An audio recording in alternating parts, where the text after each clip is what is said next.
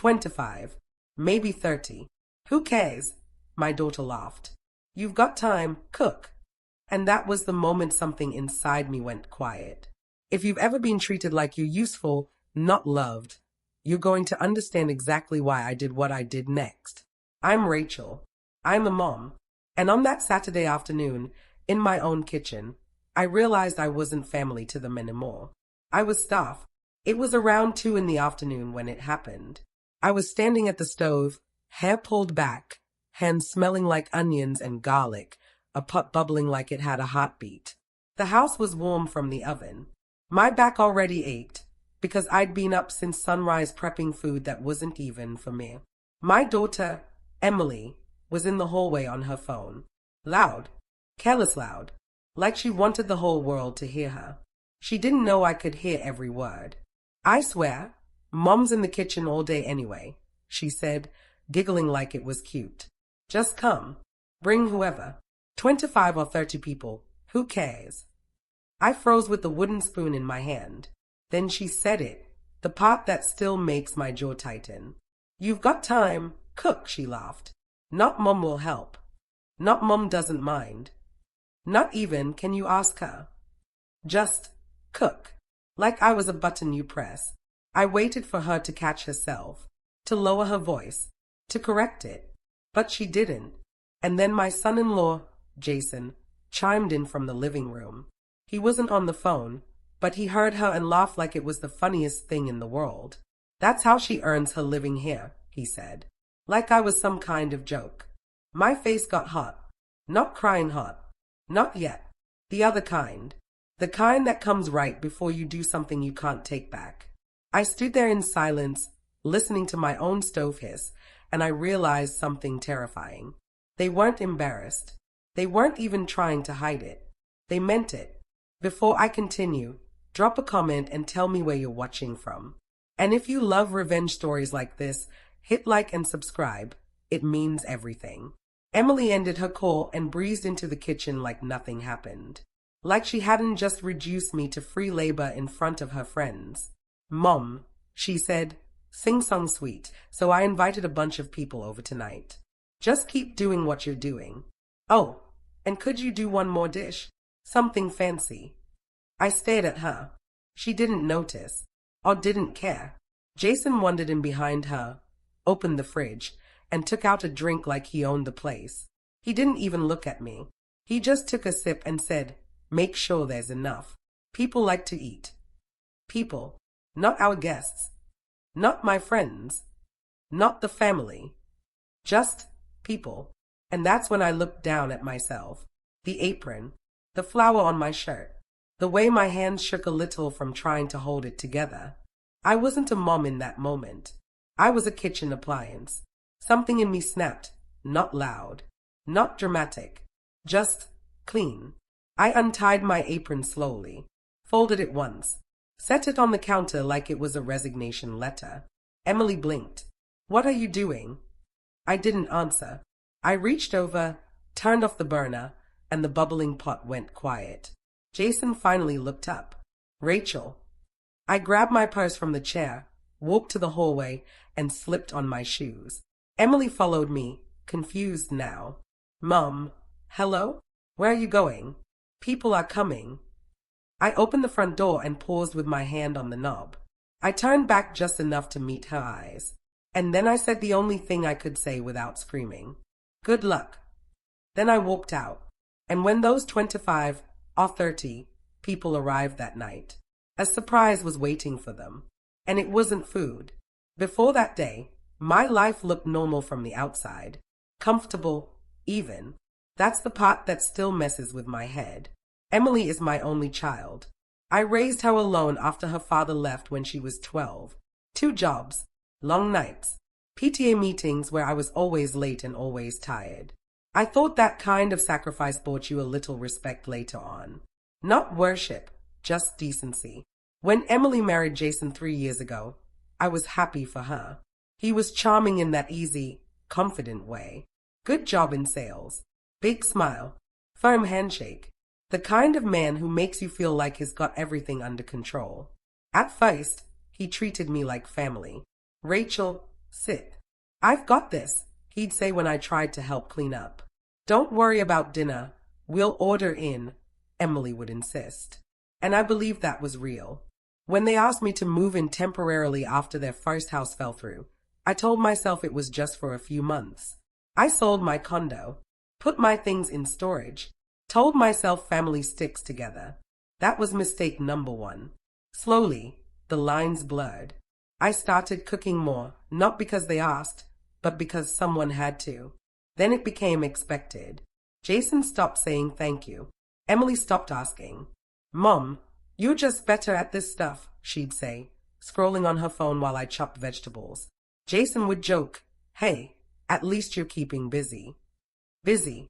I paid for groceries sometimes because it was easier. Covered a utility bill when Jason was between commissions. Watched their dog. Did their laundry when they forgot. Still, I told myself it was fine. Families help each other. That's what I said every time something felt off. But there were moments. Small ones. The kind you ignore because acknowledging them hurts. Like the time Emily hosted a brunch and introduced me as my mom. She lives with us instead of this is my mom. Or when Jason told a friend, right in front of me, Rachel keeps the house running. Keeps the house running. Not lives here. Not helps out. Running. Like a machine. I laughed along every time. That's what kept the peace. But inside, something was shifting. I noticed they stopped asking about my day. Stopped inviting me to sit with them when friends came over. If guests complimented the food, Jason would say, yeah, she's got a system. She, not Mom, not Rachel. She. The kitchen became my assigned space. If I sat down too long, Emily would glance at the clock and say, oh, were you planning something for dinner? Not can you. Not would you mind. Planning. I started feeling like a guest who overstayed. Except I was the one doing all the work. Still, I stayed quiet. Because I didn't want to be the difficult mother. Because I didn't want Emily to feel torn. Because I told myself love means swallowing things. But the night before that party, something happened that made my stomach drop. Emily handed me a handwritten menu she'd printed. Just a rough idea, she said casually. You don't have to do all of it. It listed appetizers, 2 mains, 3 sides, dessert, for at least 20 people. I looked up at her. How many guests? She hesitated, just for half a second. I'm not sure. Depends who shows up. That's when I felt it. That quiet, sinking feeling. Like I wasn't being included in a family plan. I was being scheduled. And for the first time, I wondered, not angrily, not yet, when did I stop being a mother and stop being taken for granted? I didn't know it then, but the answer was about to slap me in the face. And once it did, there was no going back. The morning of the party started before the sun came up. I didn't set an alarm. I didn't need to. My body was already trained for this role. Wake up early, stay quiet, make things easier for everyone else. I lay in bed for a few seconds staring at the ceiling, listening to the house sleep, and I remember thinking, just get through today. That was my mindset. Survival. I padded into the kitchen and started working. Coffee first, then chopping, then marinating. The counter slowly disappeared under cutting boards and bowls. The trash filled up with onion skins and plastic wrap. By 9 a.m., I was already tired. Emily came in around 10, dressed nicely, hair done. She kissed my cheek like everything was normal. Smells good, she said. Oh, Jason invited a few more people from work last night. I stopped slicing. A few? I asked. She shrugged. You know how it is. I did know how it was. That's what scared me. Jason wandered in next, phone in hand, already laughing at something on the screen. Babe, you won't believe who's coming, he said to Emily. Then he looked at me. We're gonna need more food. No question. No pause. Just a statement. Something in my chest tightened. I wiped my hands on a towel and said, carefully, Jason, how many people are you expecting now? He waved a hand. I don't know. 25? 30. There it was again. That number, tossed around like it didn't matter. Emily laughed. Relax, Mom. You've got time. I looked at the clock. It was 10:17 a.m. The party started at 6. Time. That word hit me wrong. I opened my mouth to say something, anything, but Emily's phone rang. She answered it immediately and turned away, pacing the hallway. And that's when I heard it. Her voice dropped, then rose again, loud and careless. Comfortable. Just come, even if it's like 25 or 30 people, she said, laughing. Mom's in the kitchen all day anyway. I felt like the air left the room. I didn't move. I didn't breathe. I just stood there, holding a knife, staring at a cutting board that suddenly didn't make sense anymore. Then Jason laughed from behind me. That's how she earns her living here. I turned slowly. He wasn't looking at me. He was scrolling on his phone, grinning like he'd said something clever. I waited for him to look up, to realize I was right there. He didn't. My heart started pounding, hard and fast. I felt embarrassed, not because of what they said, but because I'd let it get this far. Emily ended the call and came back into the kitchen, all smiles. Okay, so can you add another appetizer? Maybe something hot? People love that. People. Not family. Not guests. People. I stared at her. She finally noticed something was wrong. What? I wanted to scream. I wanted to cry. I wanted to ask when I stopped mattering. Instead, I asked something small. Emily, I said quietly, do you see me as your mother or your help? The room went still. She blinked, confused, then laughed awkwardly. Mom, don't be dramatic. Dramatic. Jason finally looked up. We just stressed, he said. It's a lot to host. Host. I looked around the kitchen. At the mess. At the work already done. At my aching hands. Who's hosting? I asked. No one answered. That silence told me everything. I walked out of the kitchen and into the bathroom, locked the door, and leaned against it. My hands were shaking now. My reflection looked tired, smaller than I remembered. I told myself to calm down, to not overreact, to finish the day and deal with my feelings later. But as I stood there, I realized something terrifying. This wasn't a misunderstanding. It wasn't stress. It wasn't a joke that went too far. This was how they saw me. And if that was true, then I needed to know just how deep it went. Because if I stayed silent one more time, I'd disappear completely. I walked back into the kitchen with one thought burning in my head. I need to know the truth. I didn't confront them right away. That's what people expect. Some dramatic blow up, yelling, tears, accusations flying across the kitchen. But that's not who I was. Not yet. Instead, I went quiet. I moved through the rest of the morning like a ghost, finishing what I'd started while my mind replayed every moment from the last 3 years. Every joke, every comment, every time I'd been brushed aside and told myself it was nothing. Now it all lined up too perfectly. Around noon, Emily left to run errands. Jason went upstairs to take a work call. The house finally went silent. That's when I did something I'd never done before. I snooped. I hated myself for it at first. Felt guilty, like I was crossing some invisible line. But then I reminded myself, I lived here.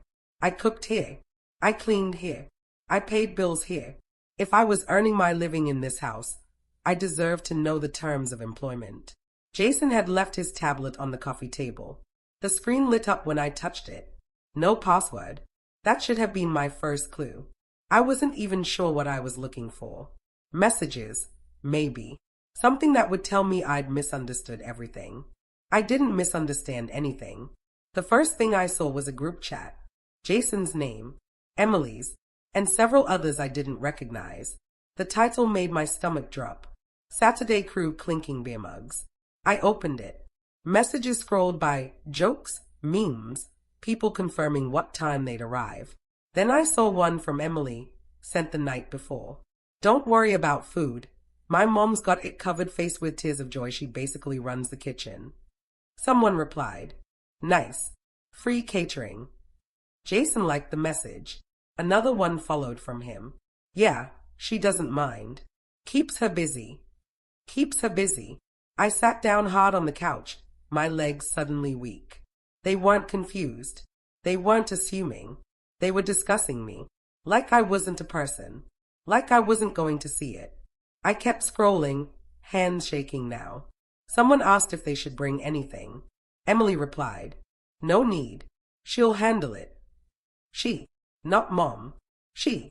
My chest tightened so hard I thought I might throw up. But it didn't stop there. Farther down, buried between jokes, was a message from Jason that made my vision blur.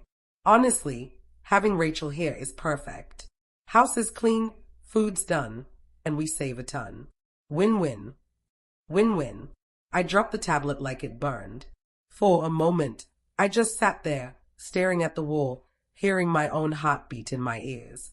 Every sacrifice I'd made, every boundary I'd ignored, reduced to a convenience. I wasn't family. I was a cost-saving measure.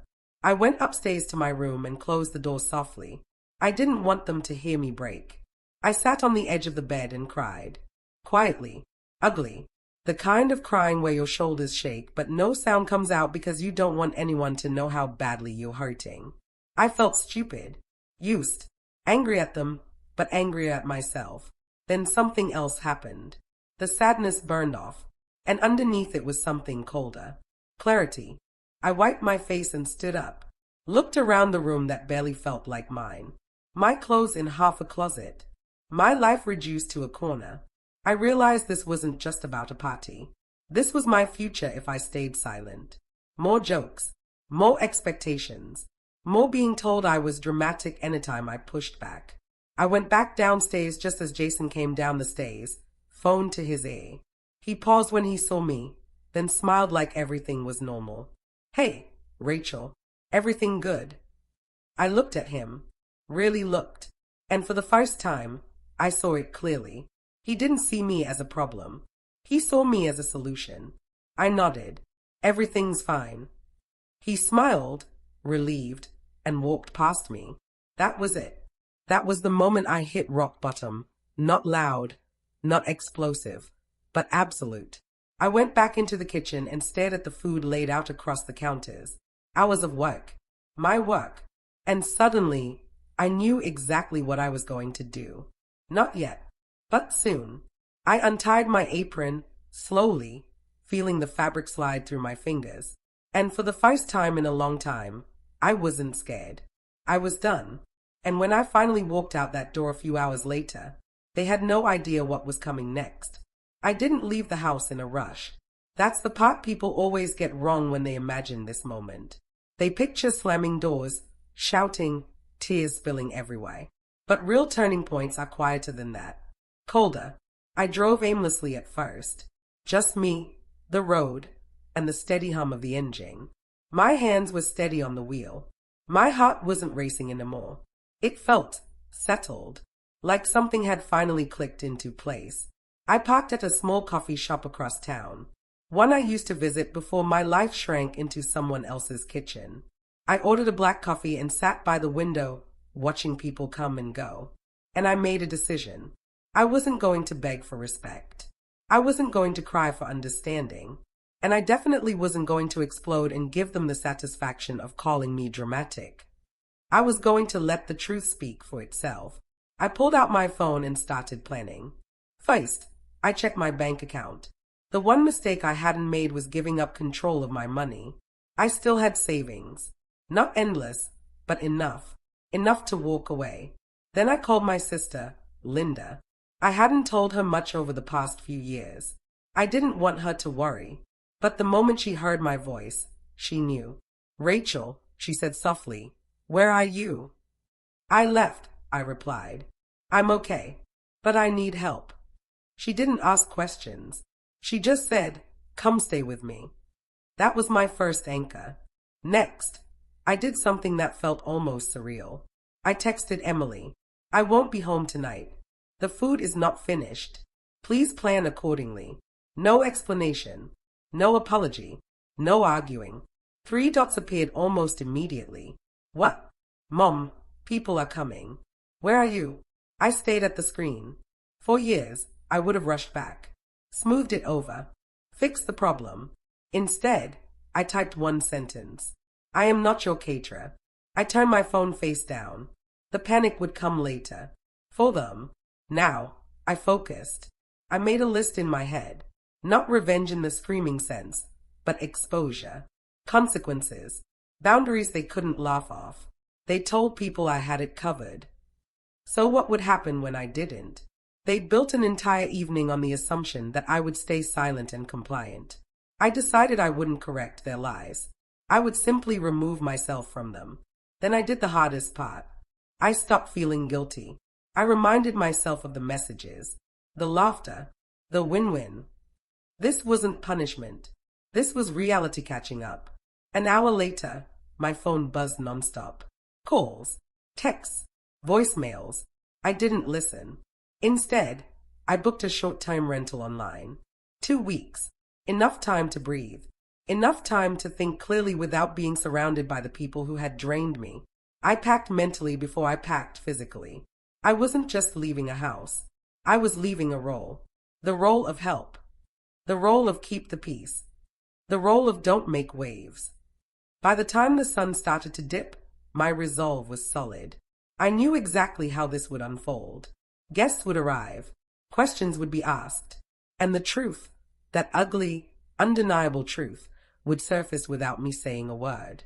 And when Emily and Jason realized they couldn't laugh their way out of it, that's when the real confrontation would begin. I picked up my coffee, stood, and looked at my reflection in the window. I looked tired, but I also looked awake. I sent one final message, this time to myself, more than anyone else. I'm done being invisible. And with that, I started the engine and drove toward the calm before the storm, fully aware that what came next would change everything. Because once you decide you're done being used, there's no going back. The first call came at 6:07 p.m. I didn't answer. Then another. And another. Emily. Jason. Emily again. My phone buzzed nonstop on the passenger seat as I pulled into the parking lot of the short-time rental. I turned the phone face down. Because at that exact moment, the plan was already working. I found out later how it unfolded, but at the time, I felt it in my bones. That quiet certainty, like dominoes falling exactly where you set them. Guests started arriving right on time. 25, maybe more. They came dressed nicely, smiling, carrying bottles of wine and six-packs, expecting music, laughter, and food. Lots of food. They stepped into a house that smelled like nothing. No appetizers on the table. No music playing. No clinking of plates. Just Emily, standing frozen in the living room, phone in hand, panic already crawling up her spine. Hey, she said too loudly. Come in. Someone asked, where should we put the food? Emily blinked. Food. That's when the first crack showed. Jason came out of the kitchen, sleeves rolled up, looking confused and irritated. The counters were clean. Empty. The stove cold. One of his co-workers laughed. Man, I'm starving. What did you guys make? Jason opened his mouth, then closed it. Emily pulled him aside, whispering harshly. Where is it? I thought your mom. She left, Emily snapped. She just left. The word hit the room like a dropped glass. Someone overheard. Left? Another guest leaned into the kitchen. Wait, didn't you say your mom was cooking? Emily's face flushed red. Jason stepped in fast, too fast. There was a misunderstanding. A woman raised an eyebrow. So, there's no food. Silence. Awkward. Thick. Unavoidable. Someone laughed nervously. So we're ordering pizza.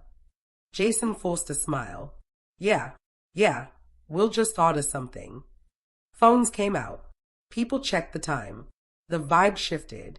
Then, because karma has a sense of humor, someone said it. Didn't you text that your mom had everything covered? Emily froze. Jason turned to her. Slowly. What? One of the guests, a guy named Mark, scrolled on his phone. You literally said that in the group chat. He read it out loud, word for word. Don't worry about food. My mom's got it covered. Covered. Emily's mouth opened. Closed. Jason's jaw tightened. Another voice chimed in. Yeah, and you said she runs the kitchen. That was it. The truth didn't explode. It leaked. And leaks are worse. People started exchanging looks. Not angry. Not yet. Just uncomfortable. Someone whispered, "That's messed up." Another said, "Where is she, anyway?" Jason's phone buzzed in his hand. My name lit up the screen. He answered. "Rachel," he said tightly, stepping into the hallway. "What the hell is going on?" I finally spoke. My voice was calm, steady, clear. "I'm not coming back." "What do you mean you're not coming back?" he hissed. I said, "I don't work for you." "You embarrassed us," he snapped. I smiled. "No," I replied. "I stopped lying for you." He went silent. In the background, I could hear it, the party collapsing. Chairs scraping. Someone asking where the plates were. Someone else saying maybe they should leave. Then Emily grabbed the phone. "Mom," she said, her voice shaking now. "Please. You can't do this. Everyone's here." I let the silence stretch just long enough to hurt. "Emily," I said softly, "you told people I had it covered." She swallowed. "I didn't mean." "You laughed," I said. "You laughed and told them to come because I'd cook." She started crying. I could hear it. Real this time. "I'm your mother," I continued. "Not your help." Jason shouted something in the background. A door slammed. I didn't raise my voice. I didn't insult them. I just told the truth. "I'm done," I said. "Figure it out." And I hung up. That was the moment. Not the shouting. Not the panic. That quiet click when the call ended. Later, I heard how it finished. People left early. Some ordered food on their own. A few stayed out of awkward politeness, but the night was ruined. Not because there was no food. Because there was no cover story anymore. Jason's co-workers saw him differently after that. Emily's friends stopped laughing. And for the first time, they had to face something they'd never expected. Life without me fixing it. As I sat alone in that quiet rental, phone finally silent, I didn't feel triumphant. I felt free. Because the surprise waiting for those guests wasn't an empty table. It was the truth. And once the truth shows up, there's no sending it back to the kitchen. The silence the next morning was louder than any argument we'd ever had. No calls, no texts, no frantic apologies. Just nothing. I woke up in the unfamiliar bed of the rental, sunlight cutting across the wall. And for the first time in years, I didn't feel dread about the day ahead. No mental checklist. No meals to plan. No mess to manage. Just me. Around mid-morning, my phone buzzed. A text from Emily. "We need to talk." I didn't respond right away. I made coffee. Real coffee. Sat at the small table. Let myself breathe. Then I replied with one word. Later. That afternoon, my sister Linda came by. She hugged me without asking questions. That alone told me I'd made the right choice. "You look lighter," she said. "I am," I replied. And it was true. The first real conversation happened 2 days later. Neutral ground. A cafe. Emily came alone. She looked different. Tired. Humbled. Smaller. Somehow. She didn't hug me. She sat down and stared at her hands. "Jason's furious," she said quietly. I nodded. "I imagine. He says you humiliated us." I leaned back in my chair. He humiliated himself. That made her flinch. For a moment, neither of us spoke. Then she sighed. I didn't realize how bad it had gotten. I didn't argue. "I guess," she continued, "I just got used to you being there. Helping. Helping." I met her eyes. "You didn't get used to my help. You got used to my silence." Her eyes filled with tears again, but this time she didn't wipe them away. "I'm sorry," she said. And for the first time, it didn't sound defensive. It sounded real. I believed her. But belief doesn't erase damage. "I love you," I told her, "but I'm not moving back in." She froze. "Ever?" "I don't know," I said honestly. "But not now. And not like before." She nodded slowly. "Jason thinks you overreacted." Of course he did. I smiled faintly. That's his problem. The consequences came fast after that. Jason stopped calling entirely. His pride couldn't survive the story getting out. At work, the joke stopped. People remembered. They always do. Emily came by my sister's place once a week after that. Sometimes we talked. Sometimes we just Saturday. We were rebuilding, but this time, with boundaries. I moved into a small apartment of my own a month later. Nothing fancy. Quiet. Clean. Mine. I cooked when I wanted. Ate cereal for dinner if I felt like it. Left dishes in the sink overnight without guilt. No one called it earning my living. The strangest part, no one asked me to come back. Not really. And that told me everything I needed to know. Because people who miss you fight for you. People who miss what you do just complain when you're gone. Emily eventually admitted something that hurt, but also healed. I didn't think you'd ever leave, she said one evening. You always stayed. I nodded. That was my mistake. Our relationship is different now. Slower, careful, real. Jason, he and I don't speak. And I'm okay with that. Because the peace I have now doesn't need his approval. What I lost in comfort, I gained in dignity. And once you get that back, you never trade it away again. Not for anyone. It's strange how quiet life gets when you stop carrying everyone else's weight. After I moved into my apartment, there were moments I didn't know what to do with myself.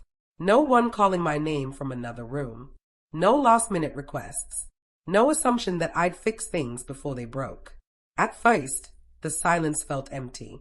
Then it started to feel like peace. I thought a lot about where I went wrong, not to punish myself, but to understand. And the truth was uncomfortable.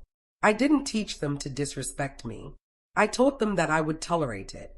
Every time I stayed quiet to keep the peace, I chipped away at my own place in the family. Every time I said yes when I wanted to say no, I trained them to stop asking. That doesn't make them innocent, but it does mean I had to change. I've learned that love without boundaries doesn't make you kind. It makes you invisible. Emily and I are still rebuilding. Some days are good, some are awkward. But now, when she asks for something, it's actually a question. And when I say no, she listens. That's growth. As for Jason, I don't wish him harm. I just don't make room for him in my life. Some people don't need revenge. They just need distance. And here's the part one wants you to hear, really hear, if this story feels familiar. Being needed is not the same as being valued. If the only time people notice you is when you stop doing things for them, that's not love. That's dependency. Walking away doesn't make you selfish. Choosing yourself doesn't make you cruel. And silence is not peace if it costs you your dignity. The day I took off that apron, I didn't just leave a kitchen.